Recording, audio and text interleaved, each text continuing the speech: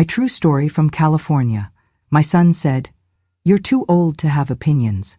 So I stayed silent, then spoke through my will. It was a Thursday evening when I walked up the front steps of the modest two-story house I had moved into 9 years ago, to live with my son, his wife, and their teenage daughter. After 20 years of quietly tending books at the Fresno Public Library part-time, I was heading home, tired but content, until the silence hit me like a brick. I unlocked the front door and stepped inside, expecting the comforting smells of bean soup or baking bread. Instead, there was nothing but stillness and the faint echo of my own footsteps. I called out, "Hello? I'm back from work." But there was no response. I carried my modest canvas bag, library badge, glasses case, knitting project, past the living room into the dim hallway. What I saw stopped me cold. My bedroom, my safe harbor for years, had been dismantled. The bed frame was gone, the mattress missing, and in its place was a stack of plastic bins and cardboard boxes filled with clothes, blankets, and pillows, all haphazardly shoved in front of the door marked storage. My pillow lay on top, crumpled. I pressed my hand to the door and felt the coarse cardboard against my fingers. That's when Laura stepped out. She looked me up and down, her expression flat, as if I were an inconvenience accidentally misplaced. "Oh, Grandma," she said, voice smooth and detached, brushing a strand of chestnut hair behind her ear. "We need extra room for Faith to film her TikTok videos. Those damn backdrops, cameras, lighting, so much gear. We thought it would be more convenient if you slept in the storage room. Temporary, of course." I rested my hands on my hips. My voice shook, but I held it steady. "You did not even ask me. You moved all my things without asking." My eyes flicked over the cardboard tomb of my belongings. Matt appeared behind her, loitering with his hands shoved deep into the pockets of his jeans. He glanced at the mess, at me, but refused to meet my gaze. "Mom," he said, clearing his throat so quietly I nearly missed it. "You're too old to have opinions. We thought this arrangement made sense." I took a step forward, heart pounding. "You thought it made sense." My voice cracked, but I pressed on. "You did not discuss this with me. You just did it like I am not even here." My 13-year-old granddaughter, Faith, stepped into view, her phone hanging from one hand. She was curling a strand of hair around a blow-dryer while talking to a friend. Snorting, she rolled her eyes. "Grandma, stop being so dramatic. It is not like you will be here forever." Her tone landed against me like an unexpected slap, colder even than the silent house. I swallowed, fighting the urge to tremble. "You have no right to speak to me like that." My voice came out more fragile than I felt. I could hardly believe these were the same voices that once called me Mama, Mom, Granny in gentle tones. Laura nodded as though this were a routine transaction. "We just need the space. Faith's account is blowing up. She has opportunities coming. You understand, right?" She smiled at her daughter, oblivious to what that meant. My life erased to accommodate their priorities. In the hallway light, the boxes looked like coffins for my memories. The framed photograph of my late husband at his high school graduation, the collection of stones and shells we brought back from the Yosemite camping trip when Faith was a toddler, the shawl he gifted me on our 50th anniversary, all shoved together in plastic bins as if they were trash. I swallowed hard. It wasn't the cold walls of the storage room I feared, it was what that shove represented. I followed Laura's words back to Matt. "You're too old to have opinions." Not spoken out of care, but disdain. He shrugged, hands still in pockets, looking more like a stranger than a son. "It's not personal, we just thought." He did not finish. No apology, no regret. I pressed my lips together. My chest burned. It always did when I was tired or hurt, but I blinked it back. "You did not ask me first," I said again, hoping some part of him still heard. He looked away and stepped past me, out into the living room. Laura followed, casting one last glance over her shoulder at me, then turned the corner and closed the door behind her, leaving me standing alone in the silence. Faith's voice echoed faintly from a speaker, and then we hit record, and boom, it felt like she had just cursed me with her indifference. I stood in that hallway for a long moment, breathing in the emptiness. The pulse in my ears grew louder than Faith's voice, thudding, insistent. I patted the cabinet by the door where I kept my library badge and knitting. My fingers brushed over the braided wool of the sleeves I had been working on, meant as a gift for Matt before I moved in. That gift now lay forgotten in one of those boxes. The smell of cedar and pipe tobacco clung to my coat. It was my husband's, and I brought it closer, inhaling deep. I closed my eyes and felt my shoulders drop. I was standing alone in a house that was not mine. Voices that I had once known as home had become instruments of exile. I wrapped the coat around me and, deliberate, turned toward the staircase leading to my new home. The boxes shifted as I passed, reminding me of the life that was boxed away. I gripped the banister, but I refused to break. I took with me the memory of my bed, the softness of its comfort, the warmth of its blankets, but I would not take with me the fear of becoming an inconvenience. I would sleep. I would survive. I climbed the stairs and paused at the threshold of the storage room. It was small, dusty, and smelled of old cardboard. But tonight, I told myself, it would serve. It would hold my body if nothing else. I slid the boxes to one side, cleared a space on the plywood floor, and laid down. From somewhere above, I heard Faith's laughter. It echoed through the house. Taking a slow breath, I whispered aloud, "I am still here." And tonight, that was enough. It was years ago when my world shrank suddenly and painfully to a single apartment halfway across the country from where my life had once been full of morning light and easy conversation. After my husband Robert passed from lung cancer at 65, I felt that ache like an eclipse, everything dimming in its place. Suddenly I was alone with Matt, who was in his final year of college, and the quiet that filled our home was thick and unfamiliar. I had spent decades sewing, cooking, working part-time, but loss taught me how to feel the echo of every empty space. Each evening I would fix Matt dinner, perhaps a pot roast or my chicken and rice casserole, and wait behind the kitchen door until he finished. He would smile and say, "Thanks, Mom," and I would nod, knowing tomorrow I would do the same. But the next morning I would wake early and sit at the table with a slice of toast, not to fuel my body, but to hold a moment of calm before everything else began. We sold the mid-century house down the street, the one where I had baked pies, where Robert showed me how to plant geraniums in front of the porch, and with the proceeds, Matt and I bought a smaller home in suburban California. I thought we were starting fresh, closer to his new teaching job, closer to the ocean he had loved visiting as a child. I chose California because I imagined a life where my grandson would build sandcastles while I sat in the ocean breeze, my worn knitting at my feet, and I would feel useful again. I packed each bowl, each pot, each framed photograph of us cooking Thanksgiving together. I packed the chewed-up sweatshirt Matt wore in high school, the one he bluntly told me he did not want because it smelled like old wool, but which I kept anyway. I sold our old family home, my mother's home, because I thought being near family again meant we would be a team, a unit. At first, that is what happened. Matt would call me Mom. The word felt like a warm blanket, a small rescue. Laura, his wife, would greet me with a small smile at our first week, calling me Mom, introducing me to neighbors as my mother. We ate sometimes on Sundays, and I brought dessert, often a lemon cake or chocolate chip cookies, while Laura would fuss around her phone, planning a yoga class or ordering delivery. I sold pies for extra pocket money, and at holidays the table nearly groaned under the dishes, the laughter, the glow of candles.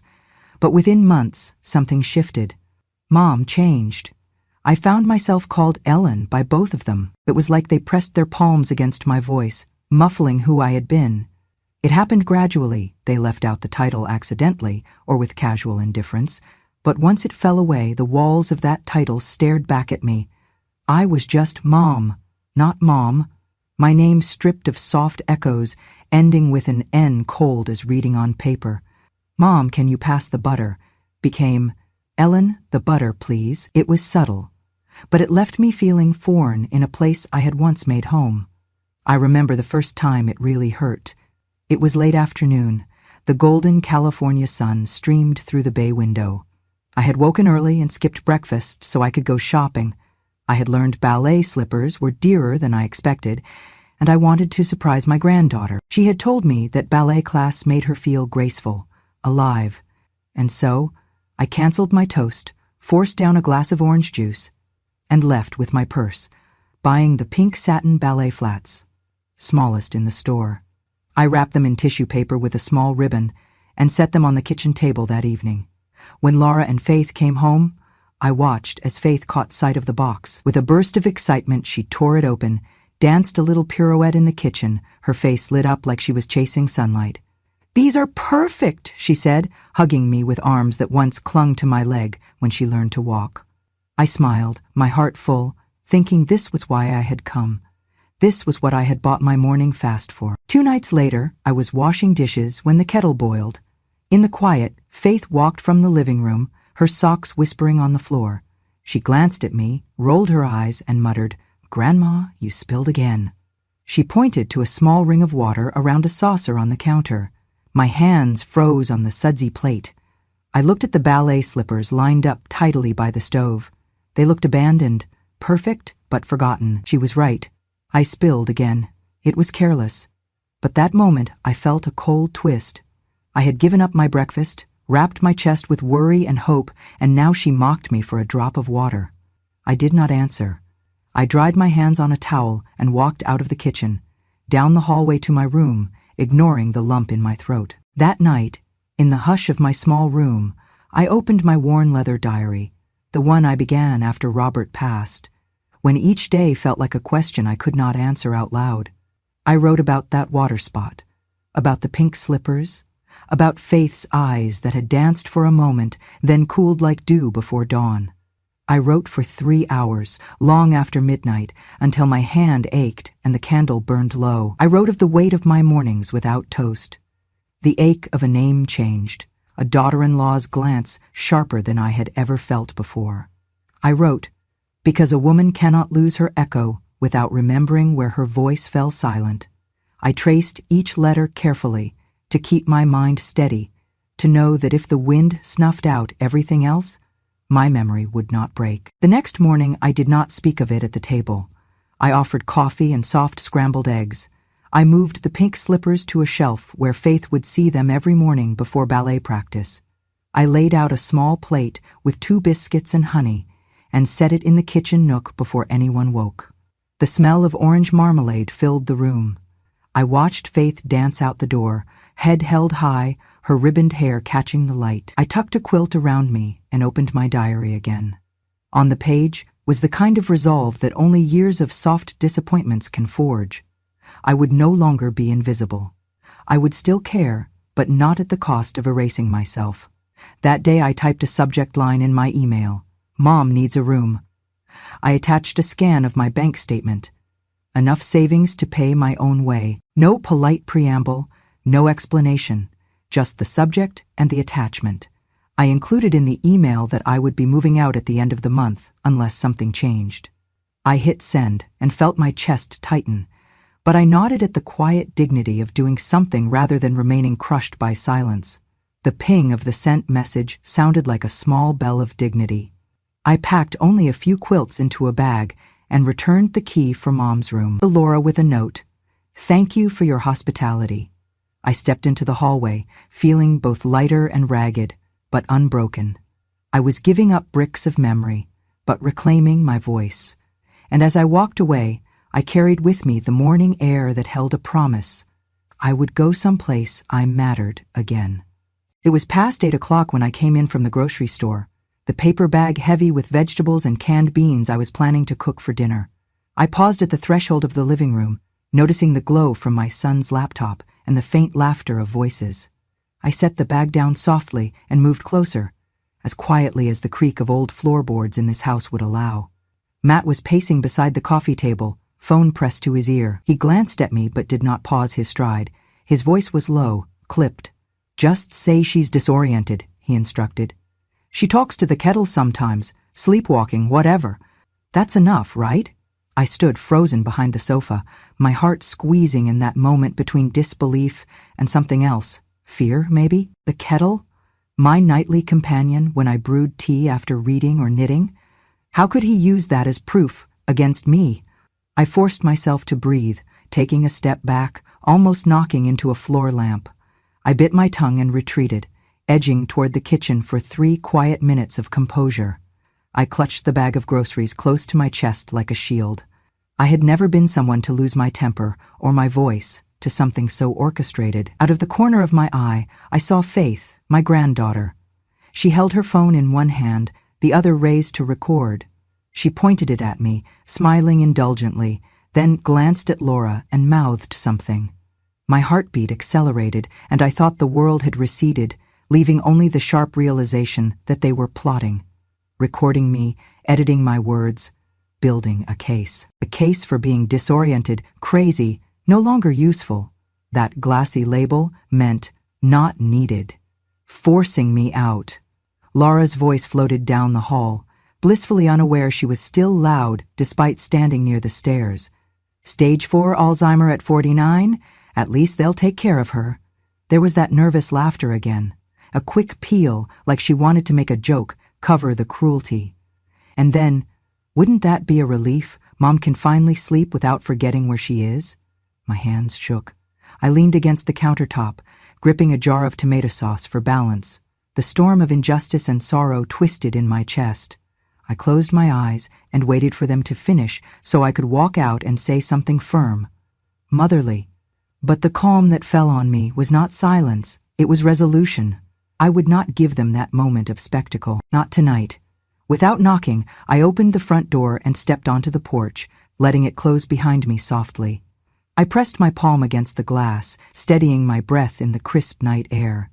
There on the porch light sat my phone. I slid it from my sweater pocket and dialed a number I had not called in years. "Josh?" I said when he answered. My voice was calm, but to me it felt new, like an anthem that had been buried under disappointment. "It's Ellen." I paused, waited for him to remember. "I need your help. Tonight." The porch light flickered off as I hung up, but my vision was bright, sharper than any clarity I had felt in months. I was no longer alone. I returned to the kitchen, where the world inside felt colder than the night air. I unloaded my groceries slowly, bag by bag, folding my arms over my chest as if guarding a fragile core. The living room was empty, Matt and Laura gone, Faith nowhere in sight, just crumbs of conversations and the echo of those edited words. Tomorrow I would begin something new, but tonight I would brew jasmine tea in silence and let the clean warmth seep into my bones. I would write again in my diary by candlelight, because words mattered, even the ones I did not speak aloud. Tonight, I understood I had the right to speak them on paper, on tape, on my own terms. I sat in my usual spot by the window, watching the porch light dance on the dark pavement. I touched 2 soft squares of knitting in my lap, closed my eyes, and imagined the first time I had taught Matt to hold yarn. Back then everything was simpler. Now the needles clicked steadily, as though marking time, one stitch at a time, weaving a life I intend to reclaim. I stayed there for an hour, until the lights inside went out. Then I headed to the bedroom, pulled on my nightgown, and set my phone down. I repositioned the small recording device Josh had sent me under the nightstand, no bigger than a quarter, no louder than a breath. If they wanted proof that I was no longer who I had once been in their eyes, I would give them the proof they deserved. But first, I would give myself the story I needed to remember who I still was. Before I went to sleep, I opened my diary and wrote just one line: "I am still here." Then, I closed the book, not because I was done writing, but because that sentence felt enough for tonight. In the darkness, I heard the echo of the kettle's hum in my kitchen, the warm steam I shared with my husband long ago, and though it no longer defined me as useful or needed, it reminded me. I was more than their judgment. I was still whole. Tomorrow would be harder. Tonight I would stay silent, but not powerless. It was 2 evenings later when Josh appeared at my door, framed by the soft glow of our porch light. The years had left him a little grayer, his hair still combed back, his suit still tidy, but there was something about the set of his shoulders, a quiet confidence that filled the porch. I stepped aside wordlessly and led him to the kitchen table where a single teapot sat, warming under the lamp. Without a word, he reached into his briefcase and pulled out a small object, no larger than a quarter, with a delicate clip on the side. "This," he said quietly, "will do more than your voice can tonight." He clipped it into a silver hairpin I wore at the back of my head, the pin I bought on our last vacation to Carmel. The device was nearly invisible, and I understood instantly what it could become. Over the next days, I carried on as though nothing had shifted. I made pancakes for Faith after school, folded towels in the linen closet, dusted picture frames that held me on days I had felt less heard, less seen. But while my hands were busy, something else was working too.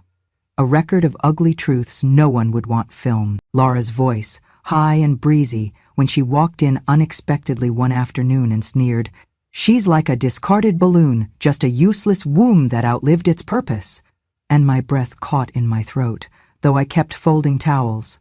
Another evening, Matt dropped his voice too. "She's like mold in the house, stale, stuck." His hands clenched at his hips, his gaze brittle, but he didn't suspect that every word bounced straight into my purse when I walked away. It was surreal, hearing them speak of me as though I were not there, as though I could vanish without a trace. My granddaughter Faith was the cruelest sometimes. One afternoon she stood in the living room mimicking my voice, just your everyday stop and spooning speech, while pointing her phone as though filming a tutorial. "Grandma's voice is so funny," she said, lips curling into a mock sweet that made my spine stiffen. She took it, her phone close to my face. I stayed calm. In time, after she finished, I gently stripped the pin from my hair and slipped it into my bag, preserving the evidence, not letting her see I knew. Late that night, the memory of that moment prickled my thoughts. The way she lifted my pin without asking. The way her phone screen glowed blue and cold as she held it aloft. That's when I had realized the gravity of what I carried. Then, as I replaced the device, I removed the battery cap, carefully, discreetly, so there would be no noise to give it away. I tucked it flush with the wood of my bedside table drawer. It slipped from sight.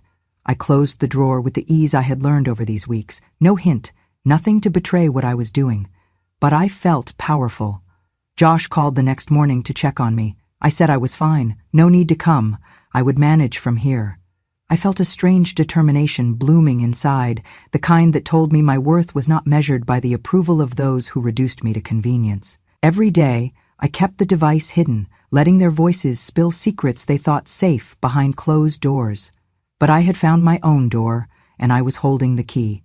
The recordings fit neatly together, like dark puzzle pieces of reality. I played a segment once, late at night, alone, pressing play and hearing Laura deliver that poisonous phrase. I held the room with nothing but my own breath, and I recognized a feeling I hadn't felt in years, a warmth that came from owning the truth. A week passed before I was ready to do anything else. In the evenings I wrote, not in my old diary, but in a brand new notebook, labeled simply Evidence. My entries were brief, date, time, speaker, quote. Clean, sharp, irrefutable. My handwriting felt decisive. Josh had said, "Evidence is a language the law understands."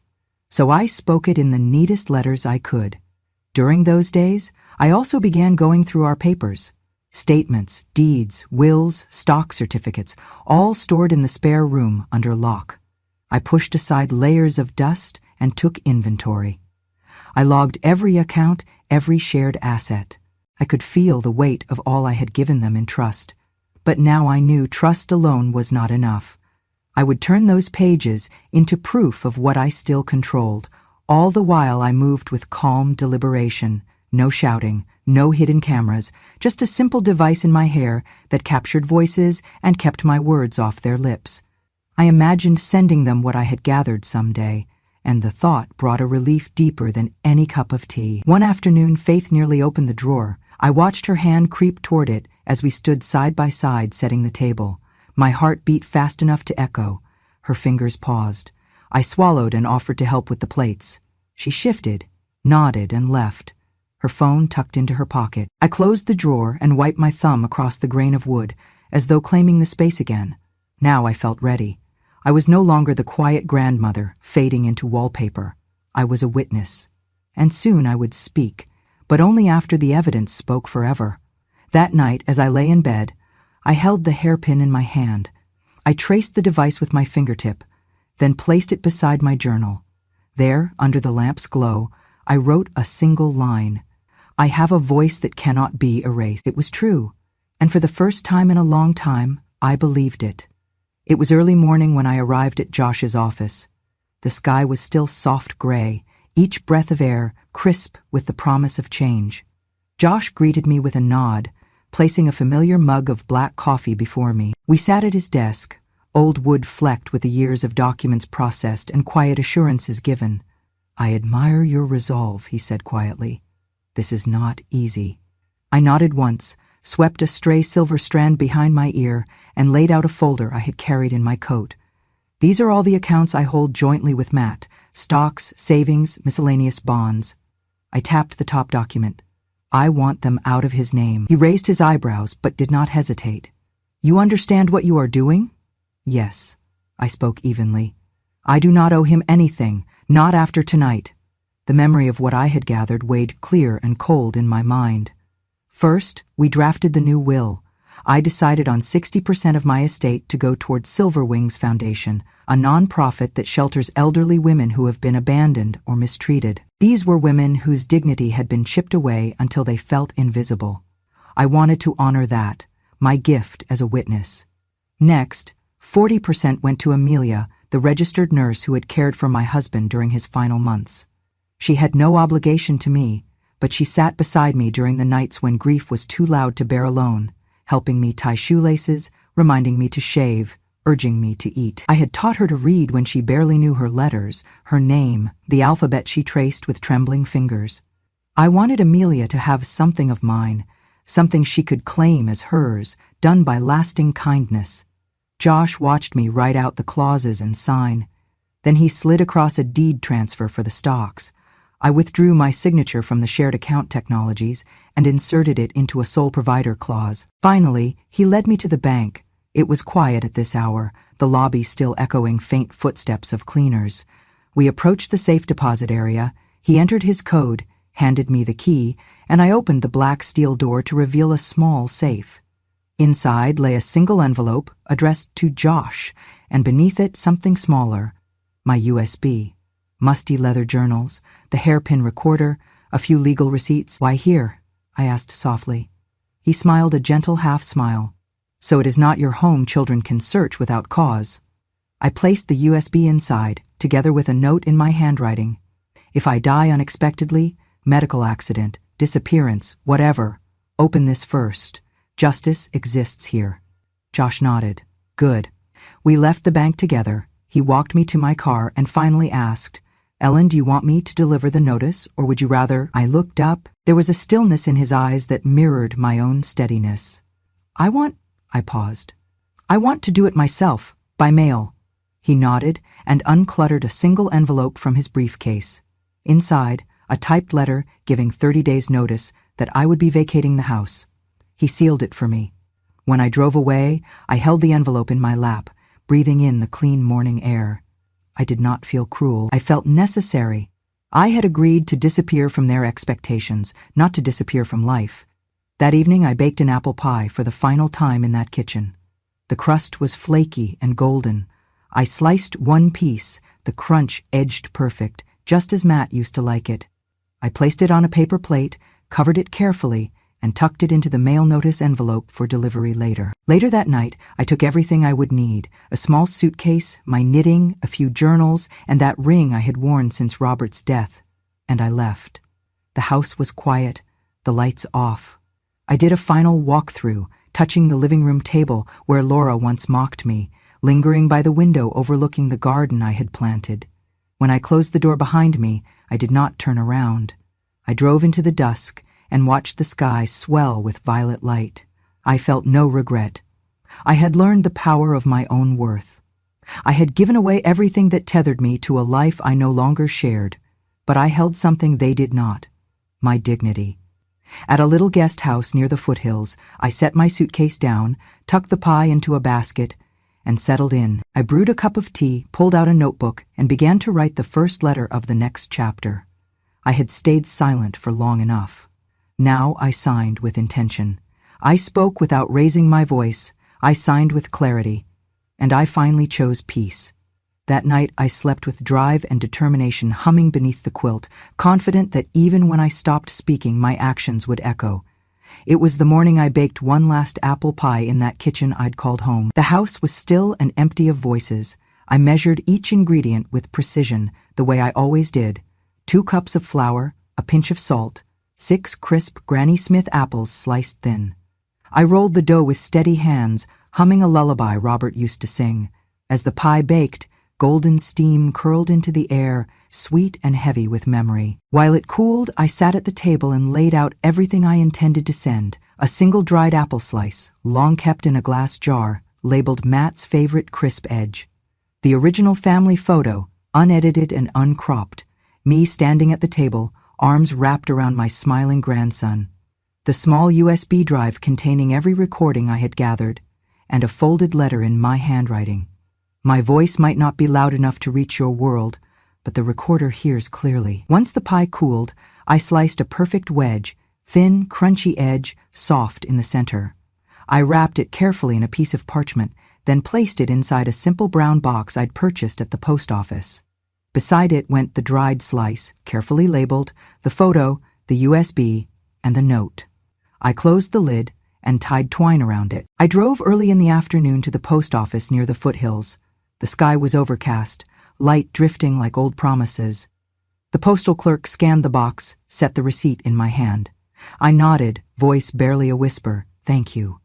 Then I turned and walked outside, leaving that chapter behind.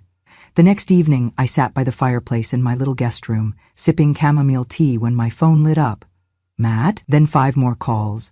Then text after text. "Mom, what is this? Why did you send that? Please answer." A final message, almost pleading, "Are you okay?" I turned the screen to silent and placed the phone face down on the nightstand. I let it lie there, unanswered and cold. In the dark, I thought of the first time Laura had called me an object, a useless womb who outlived her purpose. It had hurt in a way I couldn't name. Until tonight. Now, that voice was safely boxed in digital memory, a testament to their cruelty and my clarity. It meant I had no reason to stay silent any longer. Late that night, I opened the letter again and placed it beside the photo and pie crust crumb. It would stay with me always. A reminder of when I chose to leave invisibility behind. I traced my name beneath the words, Mother, Elan. I thought of the house I no longer lived in, how nearly every whisper from within was still mine, until I made them stop. I remembered the boxes of mementos shoved into storage, the rooms that held my memories now empty of me. But in my hands that night, I held something far more powerful, a voice that would outlive them all. I let my eyelids close, and for the first time in months, I felt a quiet freedom settle around me. The house might have been cold and hollow, but here, in the soft hush of a new place, I felt somehow warmer. Tomorrow I would send the notice. Tomorrow I would continue with the next step. But tonight, I could rest, knowing that I had finally spoken, even without saying a word. That slice of pie was gone. But what remained was unmistakable. I had left with dignity, not with anger or brokenness. And as I drifted to sleep, the recorder's voice was quiet, but its message would echo far beyond walls. It was a late autumn afternoon when I arrived at the cemetery. The sky was slate gray, and a soft breeze stirred the golden leaves at my feet. I carried with me a small, dried apple twig, slowly pressed and fragile, a token of memory and closure. I paused at the gate and took a steadying breath before walking down the path toward Robert's grave. Nearly a decade had passed since I laid him to rest, but today felt like returning to a chamber of the heart I had kept open, just to close it properly, once and for all. The grass was damp underfoot, each step imprinting a finality in my mind. Other graves passed in solemn rows, each headstone a story paused.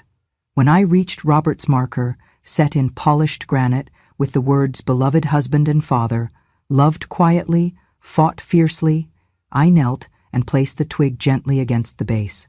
I traced his name with a trembling hand, as though seeking a tether in my own memory. "May kill me with silence," I whispered in that language we shared in moments when English felt too clumsy, "but I live again with the memory you left." I tilted my head upward, closing my eyes. The breeze brushed my cheek like a sigh, as though answering back. I sat down on a nearby bench, folding my hands into my lap. The pinched ache in my chest had softened into acceptance, into a quiet pride in all I had endured and overcome. I studied the stone. I thought of the dinners we cooked together, the way he'd whistle while washing dishes, the sound of rain against the kitchen window when we read by lamplight. As the sun dipped low, I sensed someone approaching. I did not need to look. The weight in the air told me it was Matt. I rose when I heard his voice underneath the wind. "Mother?"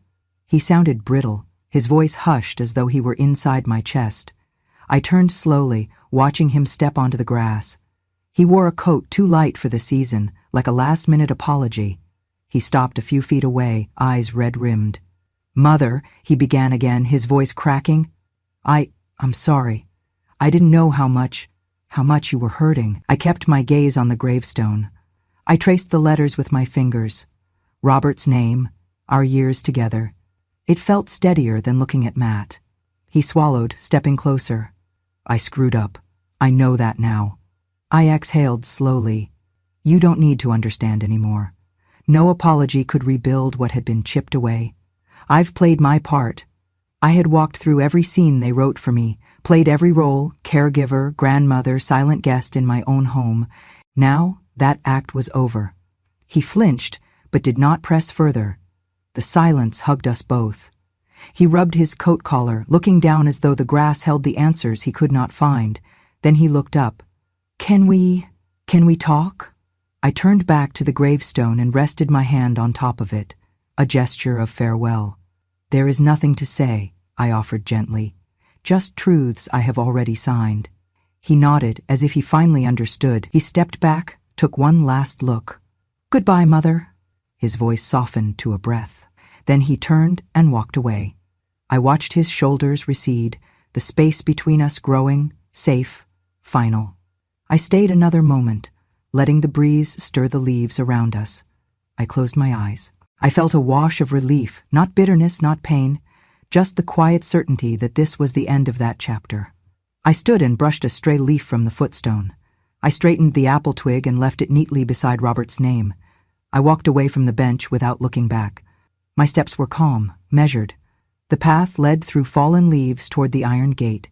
The town lay beyond it, a world I once sacrificed for, now steadily reclaimed for myself. I reached the parking lot. My shoulders felt lighter, the air fresher. I opened the car door and slid inside, unwrapping a small packet tucked in my coat pocket. It held 2 dried squares of apple, kept safe since parting from that kitchen. I tasted one and closed my eyes. It was tart, crisp, whole. Tonight I would bake a pie. For myself, not for them. And tomorrow I would begin again. I started the car, ready to drive away. The cemetery lay behind me, still and silent. I breathed deep and knew I had chosen myself, and that was more than enough. As the engine grew quiet in the dusk, I whispered to the empty seat beside me, where his jacket still hung. "I am here. I am whole, thank you." And I drove home. It was early spring when I moved permanently into Josh's cottage, nestled against the foothills where lavender and sagebrush grew wild along the garden path. I had carried only 2 suitcases, one with clothing and journals, the other with knitting, and a small wooden box full of letters I would never send. Josh met me at the door, his eyes gentle, his presence steady. Without ceremony, he showed me to the guest room, already warmed by sunlight. A kettle stood on the stove, and the scent of chamomile tea drifted through the air. As I settled into the small living room, he poured a cup of tea and placed it beside me. Exactly as he remembered, 2 spoons of honey, the tea steeped for 3 minutes. He did not ask if I wanted milk or sugar. He simply knew. I sipped it slowly, letting the warmth seep into my bones. No words were needed. Each evening, we shared the same sacred routine. After supper, we carried our cups into the sitting room, where 2 leather armchairs faced a low table. Side by side, we settled in, each with a book. Me, one of my old biographies of Eleanor Roosevelt. Him, a dusty volume of wartime poetry. Sometimes I read aloud when Josh paused, a line of verse binding us across generations. When I stopped speaking, he nodded, reflecting in his quiet way that he understood. No declarations, no pity. Just the comfort of presence, and I realized how rare that was. A friendship unburdened by obligation, rooted in memory and mutual respect. When I placed my teacup back on its saucer, I felt no need to explain how I had come to be here. Everything that needed saying was already understood.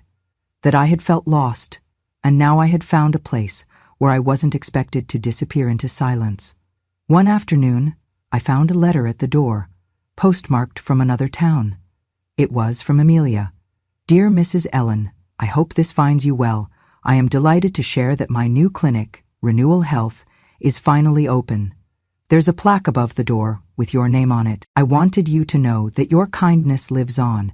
You helped me learn to read those first words, my foundation. Please know that if you ever need rest or company, the door is always open.